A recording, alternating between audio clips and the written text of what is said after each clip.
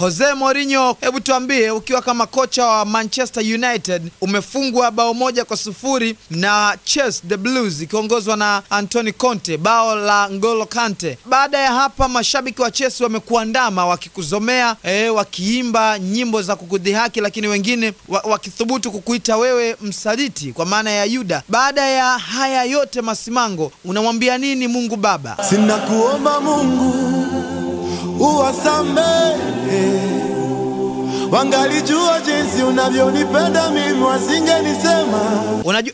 Unajua Jose, mpira ni urafiki, lakini sasa kwa mashabiki wa Chelsea naona kama imekuwa big deal, imekuwa kama uadui hivi. Na maadui wangu unawafanyaje? Ninawaombe ili washuhudie nini kutoka kwa Mungu? Wazidi kukuona ukinibariki.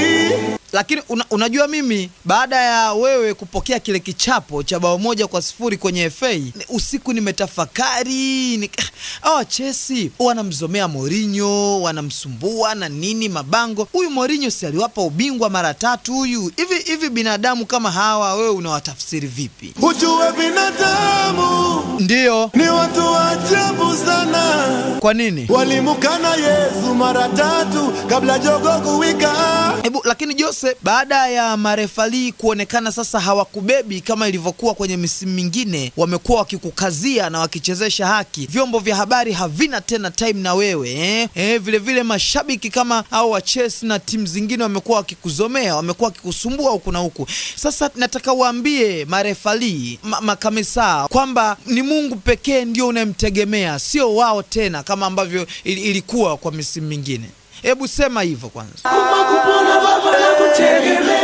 Hapo safi. Kwa hiyo kuanzia leo, Pogba si mwokozi wako, refali si mwokozi wako, kamisa si mwokozi wako, shabiki wa Chelsea si mwokozi wako.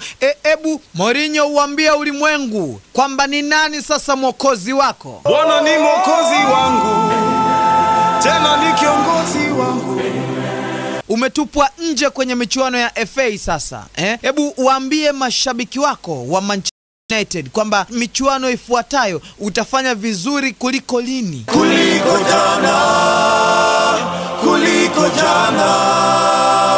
Kumtukuza Mungu Allah inabidi huo utaratibu wa kila siku, lakini mara nyingi sana huwa tumekuwa tukifanya hivyo kwenye matatizo. Umefungwa na Chelsea ndio unamkumbuka Mungu, umetupwa nje ya FA unamkumbuka Mungu, Ander Herrera amepewa kadi nyekundu unamkumbuka Mungu. Lakini tunahimizwa na ni vyema kumkumbuka Mungu kila muda na kila wakati. Huyo ni Jose Mourinho, mimi ni James Tupatupa. Unaingia YouTube, unaandika James Tupatupa, una subscribe na unapata video na vitu vingine vingi sana kutoka kwangu.